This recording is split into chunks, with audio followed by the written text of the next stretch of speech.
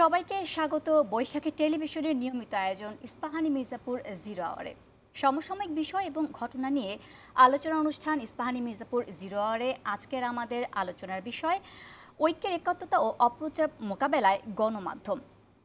আমরা এ বিষয়ে কথা বলবো, তবে শুরুতেই জানিয়ে রাখি আজকের আমাদের অনুষ্ঠানটি বৈশাখী টেলিভিশনের ভেরিফাইড ফেসবুক পেজ এবং ইউটিউবে আপনারা একসাথে দেখতে পাচ্ছেন।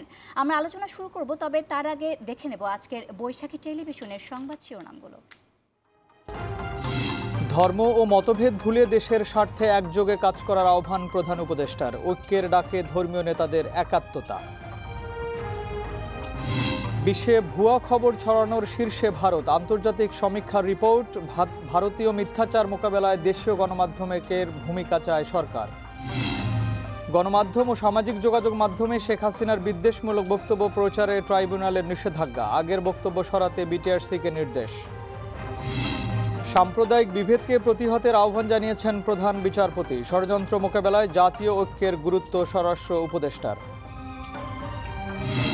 এবং ফ্যাসিস্ট শক্তি এখনও চক্রান্তে লিপ্ত, মন্তব্য বিএনপি নেতাদের। দুর্নীতি মামলায় খালাস পেলেন আমানুল্লাহ আমান ও গিয়াস আল মামুন। আমরা শিরোনামগুলো দেখে নিচ্ছিলাম এতক্ষণ। দর্শক, আমাদের সাথে আলোচনার জন্য এই মুহূর্তে আমাদের সাথে স্টুডিওতে দুজন সম্মানিত অতিথি উপস্থিত রয়েছেন। আমরা তাদের সাথে পরিচিত হয়ে নেব। আমার পাশে রয়েছেন অ্যাডভোকেট সৈয়দ মামুন মাহবুব, সাধারণ সম্পাদক এসসিবিএ সংবিধান সংরক্ষণ কমিটি, এবং আরও রয়েছেন জুনায়েদ সাকি, প্রধান সমন্বয়কারী গণসংহতি আন্দোলন। আপনাদের দুজনকে স্বাগত আমাদের অনুষ্ঠানে। দর্শক, আপনারা জানেন প্রতিদিনই নির্দিষ্ট একটি বিষয় নিয়ে আলোচনা করে থাকি আমাদের অনুষ্ঠানে। আজকে আমরা আলোচনা করব দেশের যে চলমান সংকট চলছে সেই সংকট নিরসনে যে ঐক্যের ডাক দিয়েছে সেই প্রসঙ্গটিতে, এবং আরও আলোচনা করব যে চলমান যে অপপ্রচারগুলো চলছে সেক্ষেত্রে গণমাধ্যমের যে ভূমিকা সেই বিষয়গুলো নিয়ে। সৈয়দ মামুন মাহবুব, আপনার কাছে জানতে চাইব প্রথমে, দেশের যে চলমান সংকট চলছে সেটি নিরসনে ঐক্যের ডাক দিয়েছেন প্রধান উপদেষ্টা। সেজন্য তিনি গতকালকে বিভিন্ন রাজনৈতিক দলগুলোর সাথে আলোচনায় বসেছিলেন। আজকে তিনি বিভিন্ন ধর্মীয় নেতাদের সাথে আলোচনায় বসেছেন। এই যে আসলে এই উদ্যোগটি, এটি আসলে এই সমস্যার সমাধানে কতটুকু কার্যকরী ভূমিকা রাখবে বলে মনে করেন আপনি? ধন্যবাদ।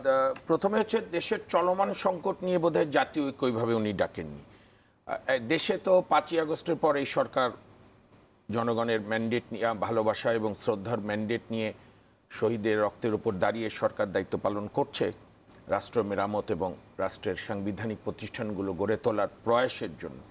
কিন্তু যেটি ঘটেছে যে হঠাৎ করে ভারতের বেশ কিছু সংখ্যক মিডিয়া এবং ভারতের একটা প্রচণ্ড মৌলবাদী হিন্দুত্ববাদী দল, যেটি ঘটনাক্রমে ভারতের ক্ষমতায় এখন আসীন ভারতীয় জনতা পার্টির পশ্চিমবঙ্গের নেতা এবং বিজেপির নেতা, বিধানসভার বিরোধী দলীয় নেতা শুভেন্দু অধিকারীর সস্তার জনপ্রিয় হওয়ার চেষ্টা, তাদের ভোট ব্যাংকে খুশি রাখা, এবং সেইখানে আমাদের জনগণও ওই ভারতের মিডিয়ার নানা অপপ্রচার একটু ক্ষুব্ধ না, বেশ ক্ষুব্ধ, এবং সেখান থেকেই ইউনূস সাহেব মনে করেছেন সকল রাজনৈতিক দল, এখানে আমাদের আরেকজন শ্রদ্ধাভাজন রাজনৈতিক নেতা রয়েছেন, উনি আরও ভালো বলতে পারবেন, গতকাল ওনারা দেখা করেছেন, আজকে ধর্মীয় নেতারাও দেখা করেছেন। তবে আমি আপনাদের সম্মানিত দর্শকদের, আমাদের দর্শকদের বলতে চাই, ভারতের মিডিয়া ভারতের গণতন্ত্রের সঙ্গে যায় না। এটি একটি বলা দরকার আমাদের, যে ভারতের একজন খুব সাহসী সাংবাদিক আছেন রাবিশ কুমার। উনি 2018 সালে দায়িত্ব নিয়ে বলেছিল যে ভারতের কোনো টেলিভিশন মিডিয়া ভারতের জনগণ আপনারা দেখেন না। এইটা হিন্দিতে গদি মানে কোল মিডিয়া বলে, অর্থাৎ নরেন্দ্র মোদীর কোলে, হিন্দুত্ববাদী রাজনীতির কোলে সাম্প্রদায়িক। তো রাবিশ কুমার বলেছিলেন যে কোনো টিভি দেখবেন না, এই ডিশের লাইনের যে টাকা প্রয়োজনে আপনারা নরেন্দ্র মোদীর ফান্ডে পাঠিয়ে দেন, ওইটা উনি দরিদ্রদের সহায়তা করুক বা যা করে করুক। এবং রাবিশ কুমারের ভাষায় ভারতীয় গণতন্ত্রে ভারতীয় মিডিয়ার যে ছুরিকাঘাত করেছে আর কোনো মাধ্যম করেনি, যেটা আমাদের এখানেও দুঃখজনক দেখেছি বিগত পতিত ফ্যাসিস্ট সরকারের আমলে। সুতরাং ভারতীয় মিডিয়ার অপপ্রচারের চাইতে, আমাদের বিভ্রান্ত হওয়ার চাইতে আমাদের মধ্যে ঐক্য দরকার, এবং আমরা যেন অতি আবেগে ভারতের পাতা ফাঁদে, বিশেষ করে সাম্প্রদায়িক শক্তির পাতা ফাঁদে পা না দিই। আমাদের দুঃখজনক একজন তরুণ আইনজীবীকে হত্যার সম্মুখীন হতে হয়েছে, আলিফকে, একদম তরুণ জীবন শুরু করেছিলেন, সহকারী পাবলিক প্রসিকিউটর এবার হয়েছিলেন চট্টগ্রামে। তা আমি চট্টগ্রামবাসীকে অভিনন্দন জানাই, সঙ্গে সারা দেশের যে আমাদের যে দীর্ঘদিনের ঐতিহ্য, সাম্প্রদায়িক সম্প্রীতি, সেটি আমরা বজায় রাখতে পেরেছি। আমাদের রাজনৈতিক নেতৃত্ব অনেক সেন্সের পরিচয় দিয়েছেন, সঙ্গে অন্তর্বর্তী সরকারও। এবং আমাকে যদি আপনি জিজ্ঞেস করেন যে এই অন্তর্বর্তী সরকারের কোন কাজটি আমাদেরকে মুগ্ধ করে, আমি বলবো সর্বাগ্রে অনেক সীমাবদ্ধতা আছে, আমরা এর সমালোচনাও করি, এটাই নিয়ম গণতন্ত্রে। এই সরকারের হচ্ছে ভারতের চোখে চোখ রেখে কূটনীতি মেনে কিন্তু সম্মানের সঙ্গে সার্বভৌম রাষ্ট্র হিসাবে কথা বলা। এটা আমরা বিগত ফ্যাসিস্ট 15 বছর কেন, এর আগের আমলগুলো তো আমরা খুব লক্ষ্য করিনি। যখন ভারত পুশব্যাক করত, ভারত বিভিন্ন জায়গায় বর্ডার কিলিং হয়তো শেখ হাসিনার আমলে অনেক বেড়েছিল, আগেও ছিল, কিন্তু এই যে ভারতীয় হাইকমিশনারকে ডেকে কথা বলা এবং আমাদের ত্রিপুরা সহকারী কমিশনারের হাইকমিশনের অফিস বন্ধ হওয়া, দুজনকে ডেকে পাঠিয়েছে ডেপুটি হাইকমিশনার কলকাতা এবং আগরতলার, এবং যার ফলশ্রুতি আপনারা দেখছেন 10 তারিখে ভারতের পররাষ্ট্র সচিব আসছে। How to cool down, how to make the deal. Deal মানে হচ্ছে সম্পর্ককে আরও স্বাভাবিক করা। তো এই দিক দিয়ে বরং এই ঐক্য ডক্টর মোহাম্মদ ইউনূস সাহেব যেটা করছেন, এটি আমরা আরও আগে বলেছিলাম যে এই সরকার এবং জনগণের মধ্যে সেতুবন্ধন কাজ করবে আমাদের রাজনৈতিক শক্তি, বিভিন্ন শ্রেণী পেশাজীবীর মানুষ। কিন্তু আমরা একবার দেখলাম 15ই আগস্টের ছুটি বাতিলের জন্য আমাদের এই নেতৃবৃন্দ সহ সবাইকে ডেকেছিল। তো কেন যেন বিপদে না পড়লে ডাকে না, এই প্রবণতা যেন না হয়। এটি একটি কন্টিনিউয়াস প্রসেস হওয়া দরকার। আমরা দেখতে পাচ্ছি যে আসলে বিভিন্ন ষড়যন্ত্রের সময় সবাই আমরা এক হয়ে যাচ্ছি, কিন্তু আবার দেখা যাচ্ছে কি অন্য ইস্যুগুলোতে আমরা কিন্তু আবার আলাদা হয়ে যাচ্ছি। একটা তো বিভিন্ন ইস্যুতে বিভিন্ন মত হবে, এটাই গণতন্ত্র, কিন্তু এখানে মূল দায়িত্বটা এই অন্তর্বর্তী সরকারের, যে এই ওনাদের সঙ্গে জনগণের সেতু বন্ধনের কাজ করবে রাজনৈতিক এলিট, রাজনৈতিক নেতৃত্ব, সমস্ত রাজনৈতিক দল, সঙ্গে শ্রেণী পেশার মানুষ। এই বৈঠকগুলো লাগবে। তো এইটার আরও সুবিধা হয় যদি একটা পলিটিক্যাল অ্যাডভাইজার্স কাউন্সিল করা যায় সমস্ত দল থেকে এক একজনকে নিয়ে, যাতে সবসময় সরকারের কার্যক্রম, সংস্কারের কার্যক্রম, সংস্কার কমিশনগুলোর কার্যক্রম, যাতে মানুষের মনে না হয় যে আমরা ভালো দিকে এগুচ্ছি কিনা। কারণ আমাদের নর্মাল বৈশিষ্ট্য এটাই, হিউম্যান ইনস্টিংক্ট, যে আমরা কিন্তু অল্প দিন পরই মেলাবো ওই আমলে কি ছিলাম, এই আমলে কি হচ্ছে। তো এই ঐক্যের ডাককে আমি স্বাগত জানাই, কালকে আমি ওনাকে অভিনন্দন জানাই। এই প্রথম আমার দেখা মতে একেবারে ডানপন্থী, বামপন্থী, উদারপন্থী, ইসলামিক, রক্ষণশীল, মধ্যপন্থী সব এক হয়েছে। এটি বাংলাদেশের মানুষ খুব ভালোভাবে দেখেছে এবং আজকে ধর্মীয় নেতাদের সঙ্গে বৈঠক হয়েছে, এটিও আমি স্বাগত জানাই। ধন্যবাদ। জুনেদ স্যার, আপনার কাছে আসতে চাই।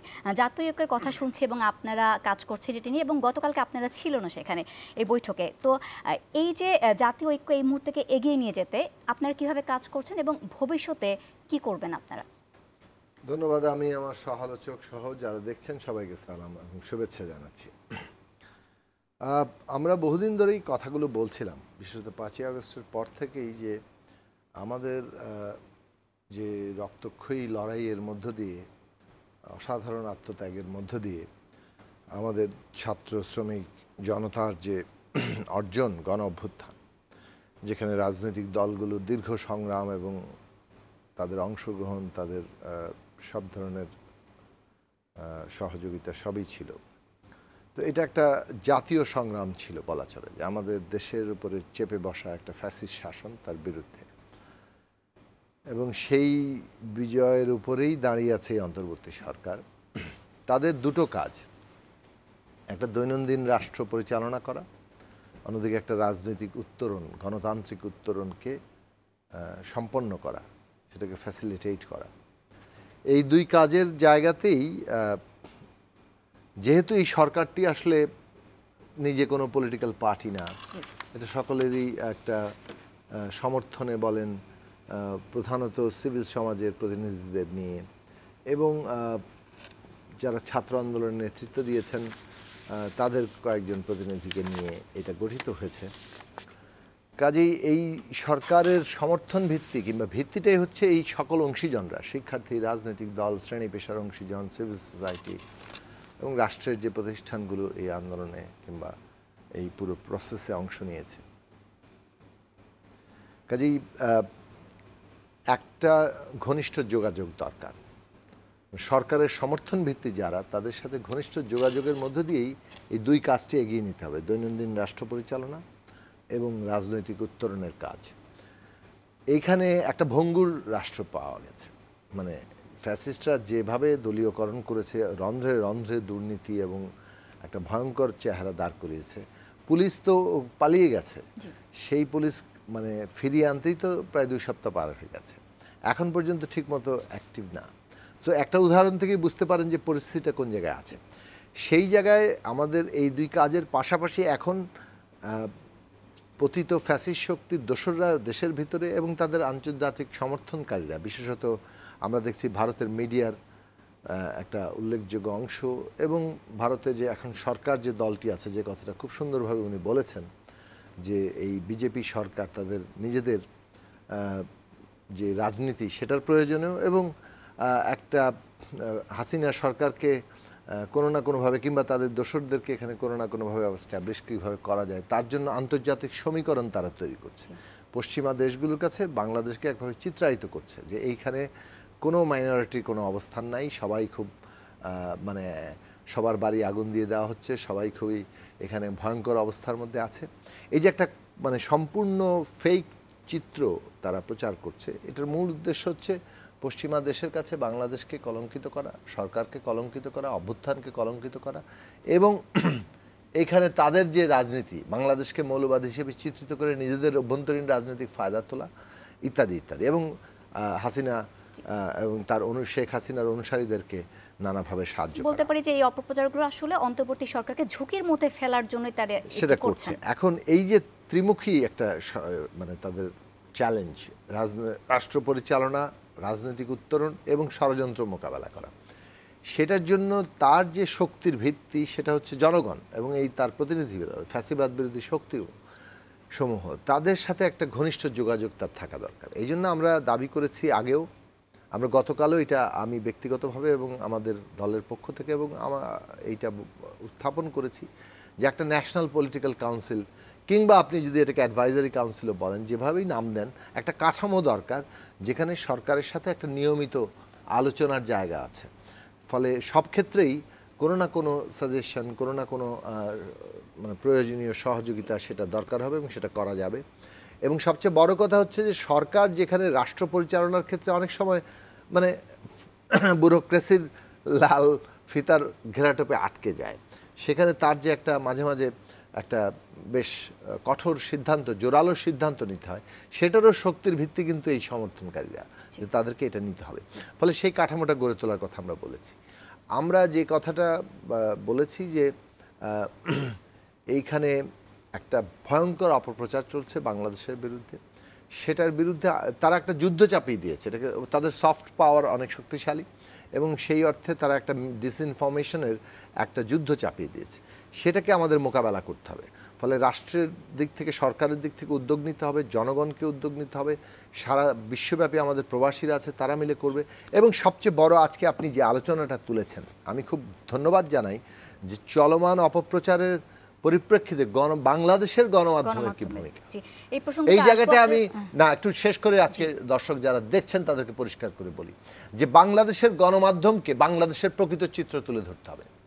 এই যে আজকে যখন আন্তর্জাতিকভাবে প্রচার হচ্ছে, হ্যাঁ আমরা কোনো ঘটনা ধামাচাপা দিতে চাই না, এখানে যদি একজন মানুষও আক্রান্ত হয়, যেমন আক্রান্ত হয়েছেন চট্টগ্রামে সাইফুল ইসলাম আলিফ, হ্যাঁ, তাকে যে নির্মমভাবে নৃশংস কাজে হত্যা করা হচ্ছে, কার উদ্দেশ্যটা কি? উদ্দেশ্য হচ্ছে মুসলিম সম্প্রদায়কে খেপিয়ে তোলা এবং তারা যাতে হিন্দু সম্প্রদায়ের বাড়িতে আগুন দেয় অথবা হামলা করে, আর তার ভিডিও চিত্র আর ছবি ওই লিঙ্কে পাঠিয়ে দেন। যেমনটা শেখ হাসিনা বলেছেন, ডোনাল্ড ট্রাম্পের ছবি নিয়ে মিছিল করো, সেখানে হামলা করলে ওই ছবিগুলো উনি লিঙ্কে পাঠিয়ে দিবেন।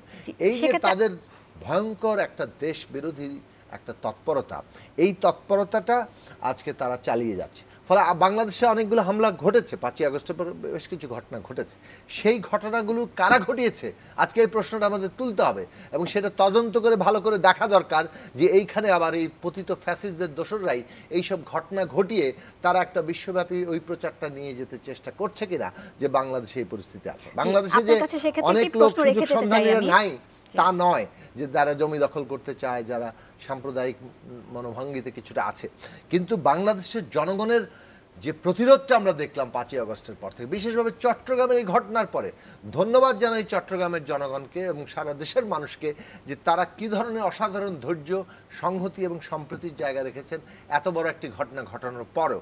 তো সুতরাং বাংলাদেশের মানুষ ঐক্যবদ্ধ এবং আজ এই বৈঠকটা আমরা অনেকদিন ধরে বলছিলাম এবং এই চট্টগ্রামের ঘটনার পরে আমরা আবারও বিশেষভাবে বলেছি যে এইটা একটা জাতীয় ঐক্যের জায়গা দরকার। এখনও আমরা বলি যে আলাদা আলাদাভাবে সবার সাথে বসা হচ্ছে, আমরা মনে করি একটা বৈঠক দরকার যেখানে শিক্ষার্থী, রাজনৈতিক দল, শ্রেণী পেশার অংশীজন, সিভিল সোসাইটি, সাংবাদিক, ব্যবসায়ী এবং দেশের সেনাবাহিনী, পুলিশ, প্রশাসন সব প্রতিষ্ঠানের সবার একটা জায়গা দরকার যে আমরা ঐক্যবদ্ধ, বাংলাদেশের সার্বভৌমত্বকে কেউ এই ধরনের কোনো তৎপরতা দিয়ে ধ্বংস করতে পারবে না। আমাদের ডেপুটি হাই কমিশনে আক্রমণ হয়েছে, ওখানে বাংলাদেশের শান্তিরক্ষী কি যেন জাতিসংঘের শান্তিরক্ষী বাহিনীর কথা বলা হচ্ছে।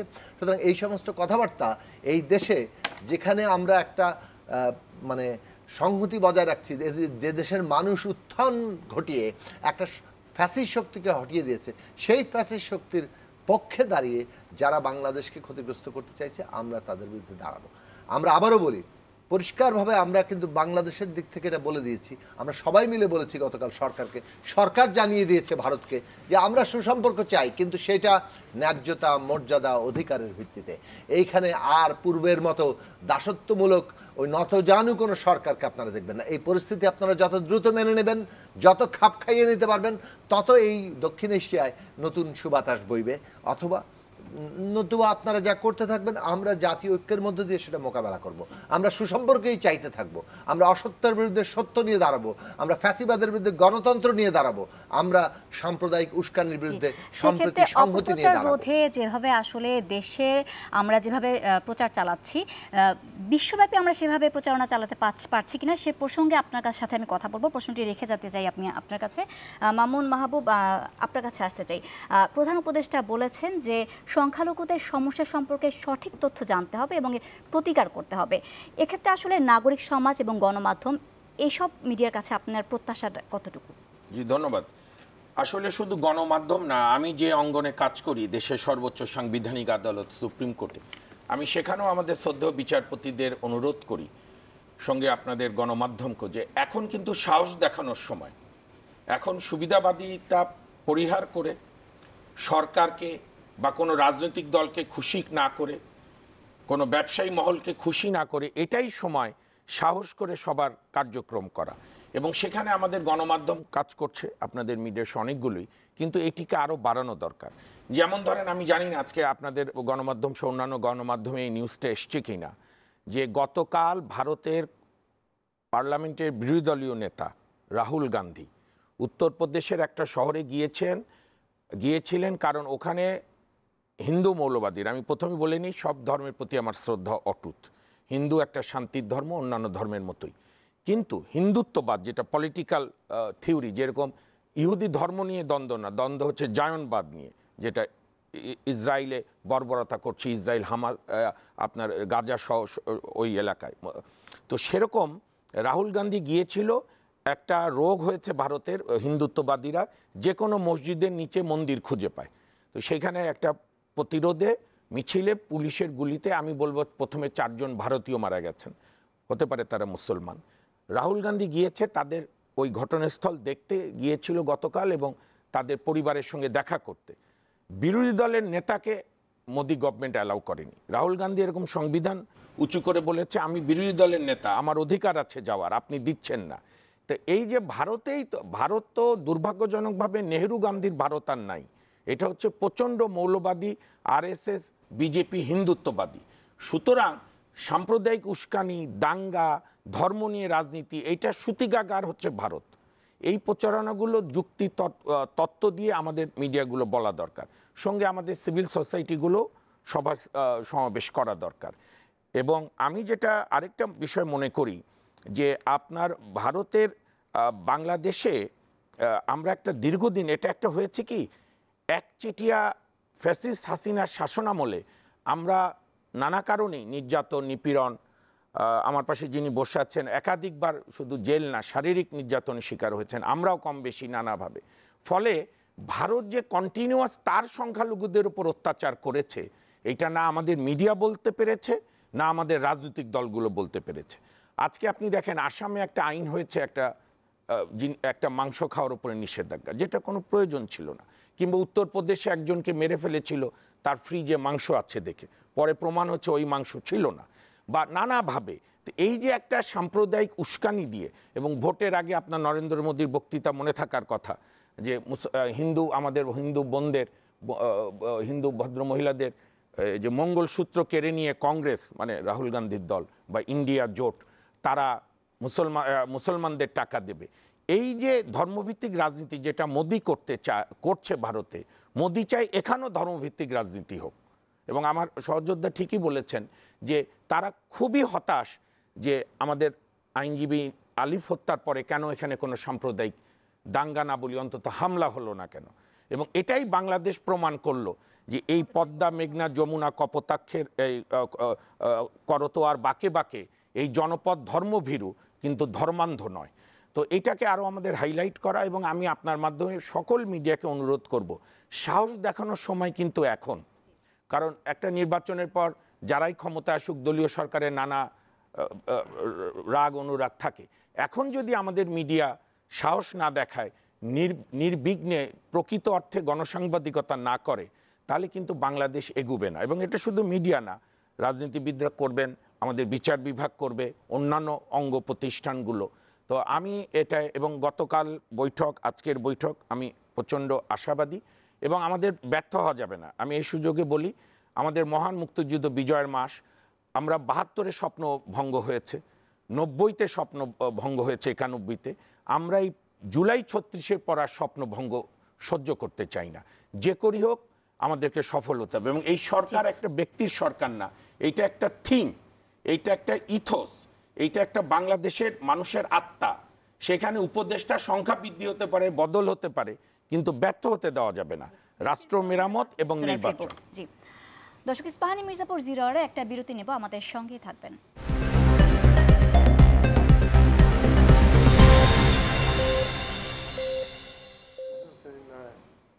বিরতির পর আবারও সবাইকে স্বাগত ইস্পাহানী মির্জাপুর 0 আওয়ারে। জুনেদ সাকি, আপনার কাছে আসতে চাই।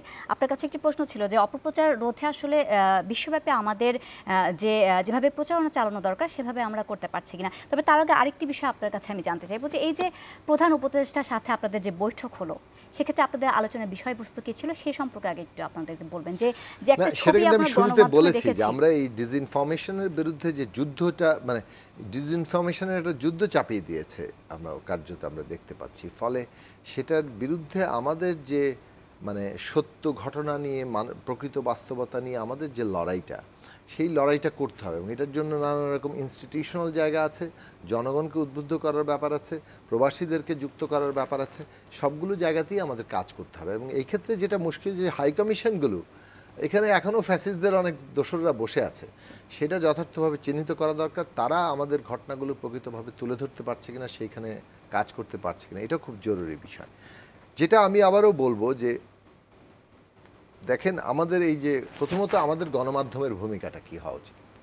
বাংলাদেশের গণমাধ্যমগুলোর মানে তো প্রথম জায়গায় উচিত যে আমরা কি ওই যে একই কায়দায় শেখ হাসিনার লিক হওয়া ফোনালাপ কিংবা উনি কোথায় ভাষণ দিলেন এগুলো প্রচার করা নিয়ে আমাদের প্রধান জায়গা হবে, নাকি আমরা আসলে দেখব যে ঘটনা এখানে এই যে চট্টগ্রামে যে ভারতীয় পতাকা কি পদদলিত না পুড়িয়ে দেওয়ার ঘটনা করা হচ্ছে, এটা যে আসলে এআই দিয়ে করা হয়েছে, কয়টা গণমাধ্যমে এটা ঠিক মতো দেখাচ্ছে, কয়টা গণমাধ্যমে এটার উপর নিউজ করছে যে বাংলাদেশে যে সমস্ত ফেক নিউজগুলো দেখানো হচ্ছে, বর্ধমানের ঘটনা বাংলাদেশে দেখানো হচ্ছে, ওইখানে আপনার কি বলে যে 5ই আগস্টের আগে বা হাসিনা আমলের নানান রকম সাম্প্রদায়িক হামলার ঘটনা এখানে এখনকার ঘটনা হিসেবে দেখানো হচ্ছে, এগুলো কতটা এক্সপোজ করা হচ্ছে। এই সমস্ত ফ্যাক্ট চেকিং করা এবং এক্সপোজ করাটা গণমাধ্যমের কাজ, কারণ এটা একটা জাতীয় দায়িত্ব। যারা এটা করছেন না তার মানে হচ্ছে তারা কোনো না কোনোভাবে এখনও ওই ফ্যাসিস্টদেরই কথাটা করছেন। কাদের কথা? যে শেখ হাসিনা 1600 ছাত্র শ্রমিক জনতাকে হত্যা করে, আমাদের শিশুদের হত্যা করে এখনো পর্যন্ত বক্তৃতা দিচ্ছেন যে এইটা মানে ইউনূস সরকার নাকি গণহত্যা চালিয়েছে। মিথ্যাচারের তো সীমা থাকা দরকার। যিনি পালিয়ে গেছেন তারা আবার পলিটিক্স করার কোনো নৈতিক জায়গা থাকে? প্রথমত ওনার রিটায়ার করা তো ঘোষণা দেওয়া উচিত ছিল, সেটা তো সেই জায়গাটা তো ওনার নাই। এখন পালিয়ে গিয়ে, জনরোষে পালিয়ে গিয়ে সেটাকে এখন নানানভাবে কালার করার চেষ্টা করা হচ্ছে, সেটা তো আসলে বাস্তবতা হবে না। আমরা বাংলাদেশের মানুষ, আমরা বলেছি আগে বহুবার আওয়ামী লীগকে, বহুবার বলেছি যে রাজনৈতিক উত্তরণে আপনারাও ভূমিকা নেননি। তারা গুলির উপরে ভর করতে চেয়েছেন। তো গুলির উপরে ভর করে জনরোষে পালিয়ে গিয়ে তারপরে এখন এসে এই সমস্ত কাহিনী বর্ণনা করলে, আর যারা বাংলাদেশে বসে এইটাকে সমর্থন করেন মনে মনেও, তারা আসলে ফ্যাসিবাদের ভয়ঙ্কর এক একটি প্রেতাত্মা হিসেবে মানে এখানে এখনো বিরাজ করছেন। এই বিরাজ করাটার বিরুদ্ধে আমাদের লড়াই করা দরকার। ফলে আমরা গণমাধ্যমের কাছ থেকে ওই জায়গাটাতে আশা করি যে বাংলাদেশকে আজকে যারা ক্ষতিগ্রস্ত করার চেষ্টা করছে, তাদের বাংলাদেশের মানুষের কাছে বাংলাদেশ পন্থা প্রধান হওয়া দরকার, বাংলাদেশের স্বার্থ প্রধান হওয়া দরকার। আমাদের দেশের সম্পর্কে সারা বিশ্বে অপপ্রচার করা হচ্ছে যে ফোন আসে, মানে বিভ্রান্ত যে হচ্ছে মানুষ সেটা তো বোঝা যাচ্ছে, কারণ ফোন আসে যে কি হচ্ছে বাংলাদেশে, কি হচ্ছে বাংলাদেশে বলেন তো।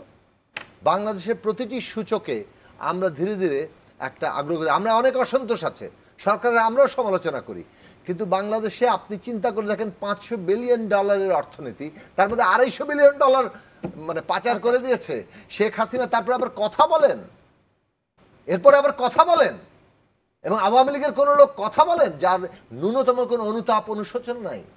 এই নেতৃত্ব, তাদেরকে তো আওয়ামী লীগের সমর্থক যারা আছে তাদেরকে তো আবার বিপদে ফেলছে। তারা তো ভয়ঙ্কর রকম একটা মানে পরিণতির দিকে ঠেলে দিতে চাইছে তাদের সংকীর্ণ স্বার্থে। সুতরাং এইসব বিষয়গুলো আজকে তুলে ধরা দরকার, যে কিভাবে বাংলাদেশে এই হত্যাকাণ্ড চালিয়ে বিচারের মুখোমুখি না হয়ে তারা এখন এই সরকারকে টপল ডাউন করা কিংবা তাকে ক্ষতিগ্রস্ত করা, তার নামে কালিমা লেপন করা, সেটার চেষ্টা করছে। এই বিষয়গুলো আমাদেরকে গুরুত্বের সাথে দেখতে হবে। এখন ধরুন ভারত তো প্রচার করবেই, আমি যেটা বলছি, বিজেপি সরকার ওই যে শেখ হাসিনাকে দিয়ে এটা একটা ল্যাবরেটরির মতো ছিল, এখানে পরীক্ষা নিরীক্ষা করতেন, তারপর ভারত এটা বাস্তবায়ন করতেন। মহারাষ্ট্রে বিরোধী দল বেশ ভালো ফল করেছিল, এখন বিধানসভায় আবার এসে বিজেপি ভালো করেছিল না, লোকসভায় হচ্ছে বিরোধী দল ভালো, ইন্ডিয়া জোট, বিধানসভায় বিজেপি ভালো করাতে এখন যেটা হয়েছে সেখানে আপনার মানুষের মধ্যে সন্দেহ হয়েছে। তো কোনো একটা জায়গায় যে মানুষ আবার মানে পুনর্নির্বাচনের দাবি করেছে, এবং সেই পুনর্নির্বাচনের দাবিতে তারা যখন আন্দোলনটা করছে, সেখানে এখন বিজেপি সরকার কারফিউ দিয়ে দিয়েছে। তো পরিস্থিতি হচ্ছে এরকম। আপনি আসলে ভারতের ডেমোক্রেসিও এখন এই দীর্ঘদিনের একটা চর্চিত ইলেকট্রাল ডেমোক্রেসি এখন হুমকির মুখে, কারণ তারা ওইভাবে একটা কর্তৃত্ববাদী শাসন চাচ্ছে, চিরস্থায়ী বন্দোবস্ত চাচ্ছে। এখন ভারতের জনগণের যে গণতান্ত্রিক সংগ্রাম, আমরা সবসময় তাকে সমর্থন করব, কারণ আমরা সব গণতান্ত্রিক অধিকারের পক্ষে, যেমন আমরা বাংলাদেশের গণতান্ত্রিক অধিকারের পক্ষে লড়াই করেছি। আমরা ভারতকে বলেছিলাম যে বাংলাদেশের গণতান্ত্রিক সংগ্রামের পক্ষে থাকেন, যেমন আমরা আপনাদের গণতান্ত্রিক সংগ্রামের পক্ষে আছি। কিন্তু এখন যদি ভারত সরকার অথবা ভারতের মিডিয়ার একাংশ, যেটা গদি মিডিয়া হিসেবে পরিচিতি লাভ করেছে, সেই গদি মিডিয়া যদি বাংলাদেশ সম্পর্কে বলে, আর ভারতের জনগণ যেখানে ভারতের মিডিয়াকে বিশ্বাস করে না, সেই মিডিয়া এখন বাংলাদেশ নিয়ে প্রচার করছে লাফিয়ে লাফিয়ে, তো সেই সমস্ত প্রচারণা যে একটা স্রেফ মানে নিম্নমানের প্রচার যন্ত্র, সেটা খুবই পরিষ্কার হয়ে উঠছে। আর আমাদেরকে আসলে বাংলাদেশের মানুষকে এখন আরও দক্ষতা, আমরা আমাদের তরুণ প্রজন্মকে বলবো যে আমাদের প্রকৃত ঘটনা তুলে, আমরা একটি ঘটনা চাপা দিতে চাই না। বাংলাদেশের প্রত্যেক ধর্মের, জাতির, লিঙ্গীয় পরিচয়ের মানুষের, রাজনৈতিক বিশ্বাসের মানুষের, জীবন চর্চার মানুষের, যার যত পার্থক্যই থাকুক, প্রত্যেকের নাগরিক অধিকার আমাদের প্রতিষ্ঠা করতে হবে। আমরা কোনো ধামা চাপা দিয়ে কিছু করতে পারবো না। এই জন্য সরকারকে আমরা বলে এসেছি যে প্রত্যেকের নিরাপত্তা নিশ্চিত করেই, সমস্ত দ্বন্দ্ব যেগুলো আছে সেগুলো মীমাংসা করে, মানুষের দাবি দাওয়া পূরণ করে, কোনো আন্দোলন সংগ্রাম, সব আন্দোলনকে ঢালাওভাবে ষড়যন্ত্র বলা যাবে না কিন্তু, কারণ মানুষ এই এতদিন 15 বছর ধরে দাবিয়ে রাখা মানুষের যে সমস্ত দাবি, তার জীবনের সংকট, সেগুলো মানুষ সামনে আনছেন। সুতরাং সেখানে ন্যায্য দাবিও আছে। ন্যায্য দাবি আলাদা করতে হবে, ষড়যন্ত্রকে আলাদা করতে হবে, এবং ন্যায্য দাবি পূরণ করে প্রত্যেককেই অভ্যুত্থানের অংশীদার করে তুলতে হবে, এবং সেটার মধ্যে দিয়ে সত্যিকার ঐক্য হবে। আমরা যদি সত্যিকার অর্থে মানুষের নিরাপত্তা নিশ্চিত করি, তাহলে ঐক্য স্থাপিত হবে এবং রাজনৈতিক জনগোষ্ঠী হব। আমরা সেই ঐক্যের উপরে দাঁড়িয়েই আমাদেরকে এই যে আজকে অপপ্রচারের বিরুদ্ধে মোকাবিলা। আপনার কাছে মামুন মাহবুব, আপনার কাছে জানতে চাই যে এই যে সংকটটি, এটি আসলে আমাদের দুই দেশের মধ্যেই, কিন্তু এই সংকট নিরসনে শক্তিশালী কোনো কূটনীতিক উদ্যোগের প্রয়োজন মনে করেন কিনা আপনি? যদিও আমরা জানতে পেরেছি যে, শোনা যাচ্ছে যে ভারতীয় যে পররাষ্ট্র উপদেষ্টা উনি আসছেন, সচিব, তার এই আগমন আসলে দু দেশের দ্বিপক্ষীয় সংকট সমাধানের জন্য আসলে কোনো পদক্ষেপ কিনা, কি মনে করছেন? না, একটা তো ভালো উদ্যোগ হচ্ছে আগামী 9 ডিসেম্বর প্রথমবারের মতো ইউর 27 জন রাষ্ট্রদূত মর্যাদার লোকজন বাংলাদেশে মিটিং করছে।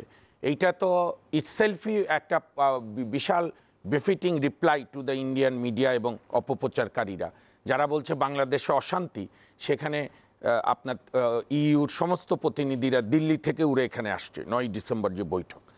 আমি আরেকটা বিষয় বলতে চাই, আমাদের বাংলাদেশের রাজনীতিবিদরা গতকাল যে ঐক্যের পরিচয় দিয়েছে, ম্যাচুরিটি ডক্টর মোহাম্মদ ইউনূস সাহেবের উদ্যোগে, এখানে কিন্তু আমরা ভারতকে হারিয়ে দিয়েছি। কেন?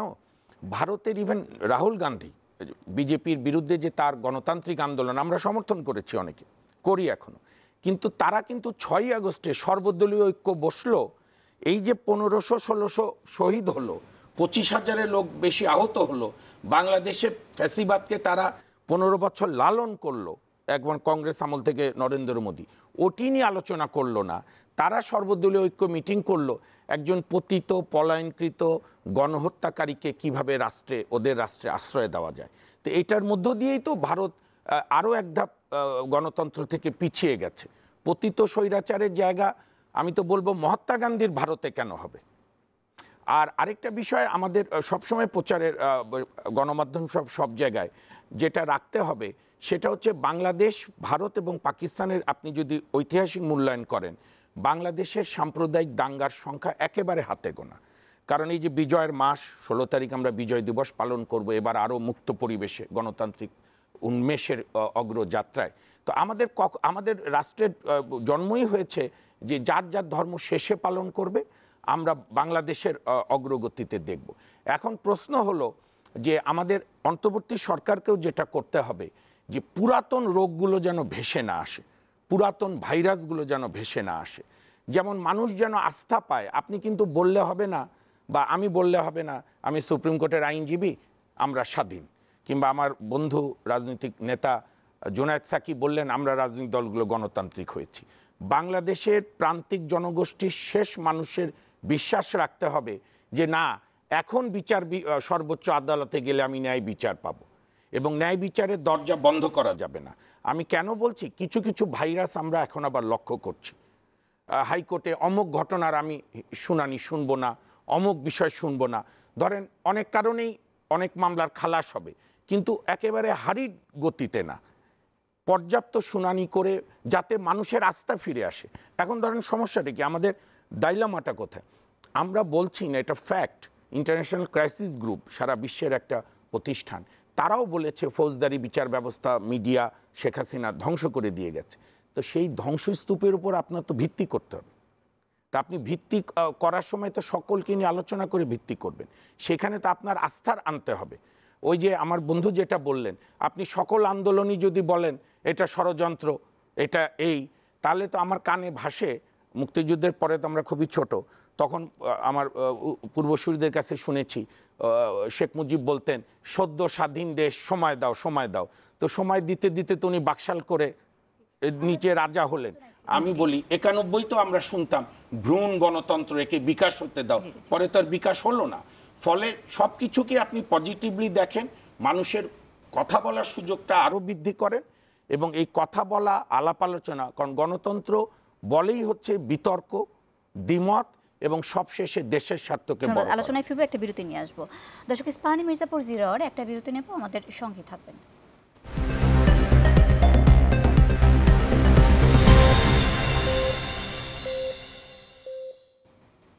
বিরতির পর আবারও স্বাগত সবাইকে ইস্পাহানি মির্জাপুর জিরোর। জুনায়েদ সাকি, আপনার কাছে আসতে চাই। এই যে দুই দেশের সংকটটি চলছে, সেক্ষেত্রে আসলে রাষ্ট্রপ্রধানরা কেন আলোচনায় বসে এটি সমাধান করছে না? আপনার কি মনে হয় যে ভারত আসলে চাচ্ছে না যে এটি সমাধান করতে বা সমাধান হোক? না, দেখুন, ভারতের দিক থেকে আগ্রহের বিষয়টি নিয়ে আমি নিজে জিজ্ঞাসা করেছিলাম যে এই বিষয়ে আমাদের কূটনৈতিক উদ্যোগের কি হলো। আমাদের দিক থেকে চেষ্টা কিন্তু অব্যাহত আছে। বাংলাদেশের দিক থেকে এই মেসেজটা দেওয়া হচ্ছে যে বাংলাদেশ ঠিক আগের নতজানু কিংবা মানে ভারত যা বলবে সেই অনুযায়ী নিজের দেশের ক্ষতি করে, জাতীয় স্বার্থ জলাঞ্জলি করে, সব চুক্তি নানান কিছু সব করে আসবে, হ্যাঁ, গদিতে থাকার জন্য, ওই বাংলাদেশ আর নেই। বাংলাদেশের জনগণ রায় দিয়ে দিয়েছে যে বাংলাদেশকে তার সার্বভৌমত্ব বজায় রেখে, মর্যাদা বজায় রেখে অপর দেশের সাথে সম্পর্ক দিতে হবে। আমরা ভারতের সাথে সুসম্পর্ক চাই, কিন্তু সেটা মর্যাদার ভিত্তিতে। সেই জায়গা আজকে পরিষ্কার করে বাংলাদেশের সরকার বলছে, এবং তার ভিত্তিতে আমি যেটা আগেও বলেছি যে ভারতকে এইটা যত দ্রুত তারা মানিয়ে নিতে পারবেন। এবং ভারতের দিক থেকে আমাদের অব্যাহত চেষ্টার ফলাফল কিন্তু আসছে, ভারতের পররাষ্ট্র সচিব আসছেন। সুতরাং সেই দিক থেকে আমি মনে করি এটা একটা গুরুত্বপূর্ণ পদক্ষেপ, এবং বাংলাদেশকে নিজেদের মর্যাদা, নিজেদের অধিকারের প্রশ্ন এবং ন্যায্য হিস্যার প্রশ্নগুলোকে রেখেই অব্যাহত কূটনৈতিক তৎপরতা চালাতে হবে। কারণ আমরা সুসম্পর্ক চাই, আমরা প্রতিবেশী বদলাতে পারবো না, এবং আমরা ভারতের ওই সাম্প্রদায়িক উস্কানির মোকাবেলা করব আমাদের সংহতি, ঐক্য, সাম্প্রদায়িক সম্প্রীতি দিয়ে। আমাদের এখানে ওই ষড়যন্ত্র যাতে কোনোভাবে কাজ করতে না পারে। যারা বাংলাদেশের ভেতরে ওদের ষড়যন্ত্রকে বাস্তব রূপ দিতে চেষ্টা করবেন, আমরা তাদেরকে প্রতিরোধ করতে হবে, এবং সেই প্রতিরোধ জনগণের ঐক্যের মধ্য দিয়ে আমরা করতে চাই।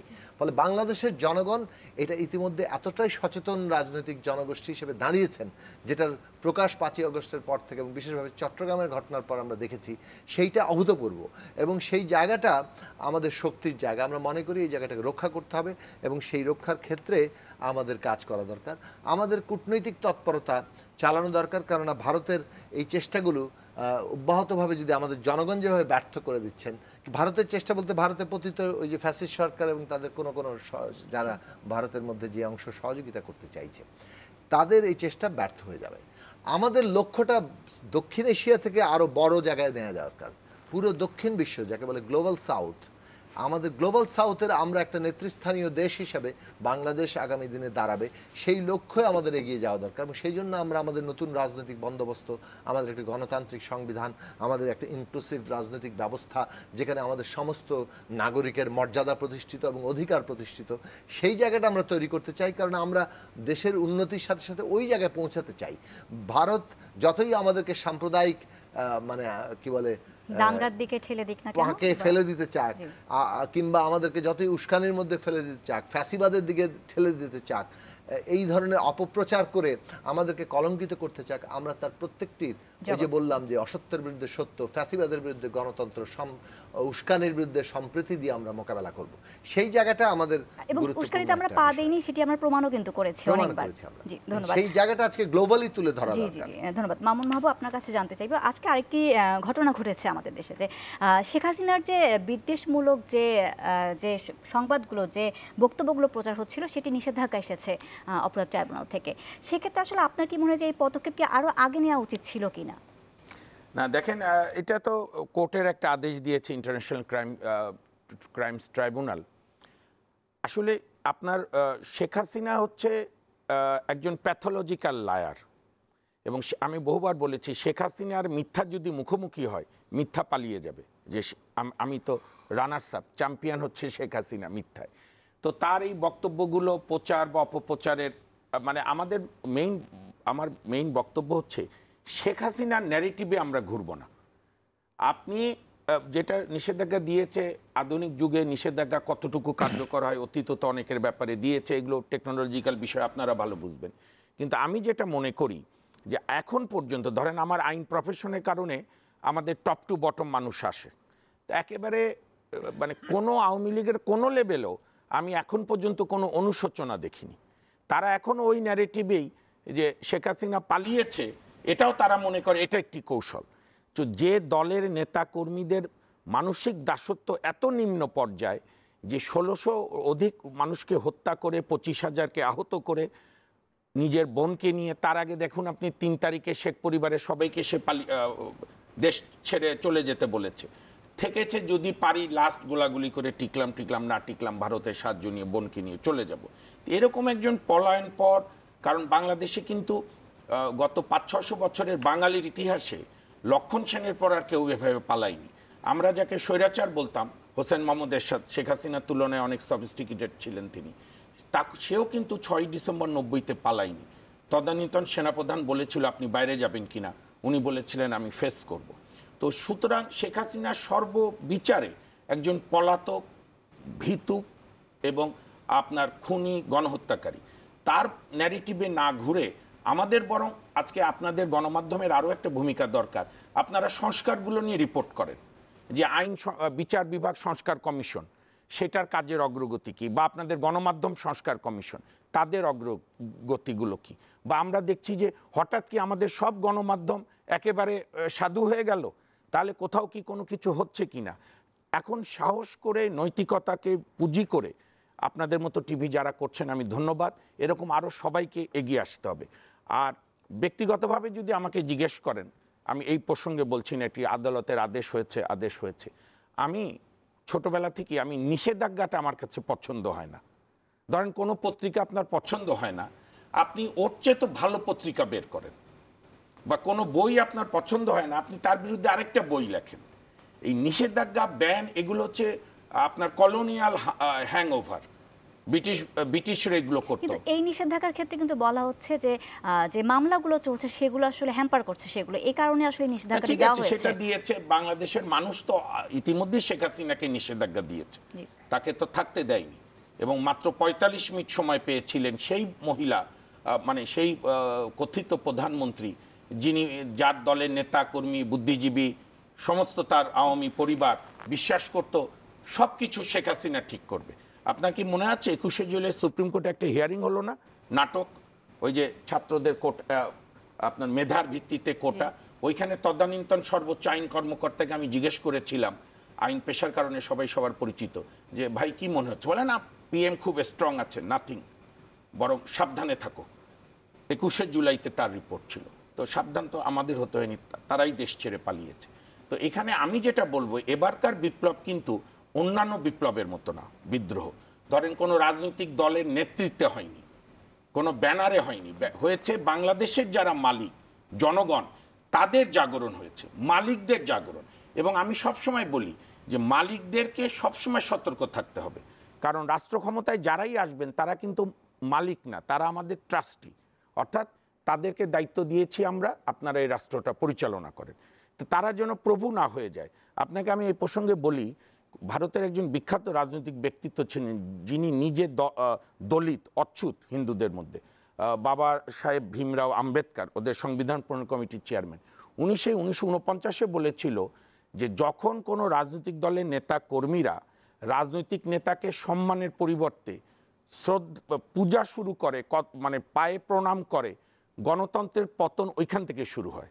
আমরা সেই রাজনীতি দেখতে চাই যে দলের মধ্যে কর্মী তার সর্বোচ্চ নেতাকে প্রশ্ন করবে, আপনি এই সিদ্ধান্ত কেন দিলেন। আমরা অনুষ্ঠানের একেবারে শেষ পর্যায়ে চলে এসেছি। আপনাদের দুজনকে অনেক ধন্যবাদ আমাদের অনুষ্ঠানে আবার আসবার জন্য। আমি তো ভেবেছিলাম। জি দর্শক, ইস্পাহানী মির্জাপুর 0 আওয়ার আজকে শেষ করব এখানেই। আগামীতে দেখা হবে নতুন কোনো অতিথির সাথে, নতুন কোনো বিষয় নিয়ে। সে পর্যন্ত ভালো থাকবেন, সুস্থ থাকবেন। ধন্যবাদ সবাইকে।